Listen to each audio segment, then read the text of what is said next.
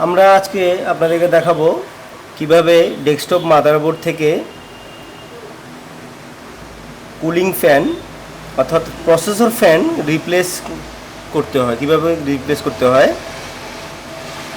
দেখুন, এটা মাদারবোর্ডের এটা হচ্ছে কুলিং ফ্যানের 4টা পিন থাকে। পিনটা প্রথমে এইভাবে ঘুরাতে হবে, এভাবে 13টাকে ঘুরে এভাবে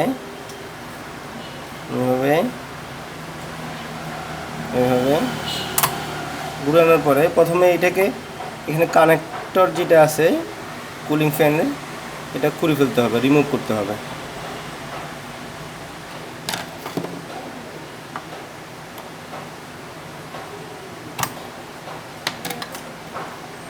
তারপরে এইভাবে ধরে এটাকে ঘুরে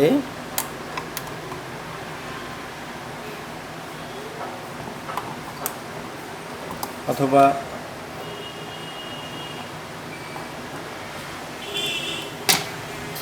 এভাবে ধরে একটু হালকা করে রিমুভ করতে হবে। এভাবে দেখুন কিভাবে এইভাবে করে খুলতে হবে। আবার লাগানোর সময় এই যে 4টা পিন, এই 4টা পিনকে আবার ঠিক সঠিক জায়গায় এখানে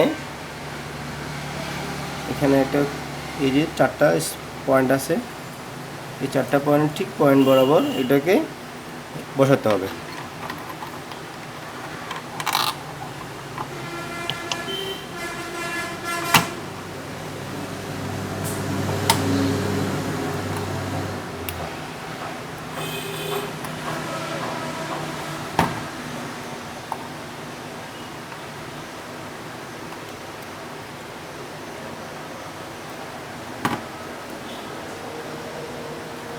দেখুন এখানে পিন 4টার মুখ বেরিয়ে আসছে।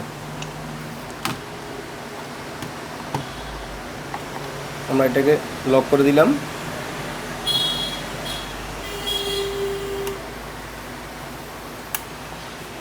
আমার লক হয়ে গেছে। এখন এই যে কানেক্টর যেটা, সেটাকে আবার এভাবে পুশ করে বসা দিতে হবে। খেয়াল রাখতে হবে এখানে ফ্রন্ট সাইড ব্যাক সাইড আছে।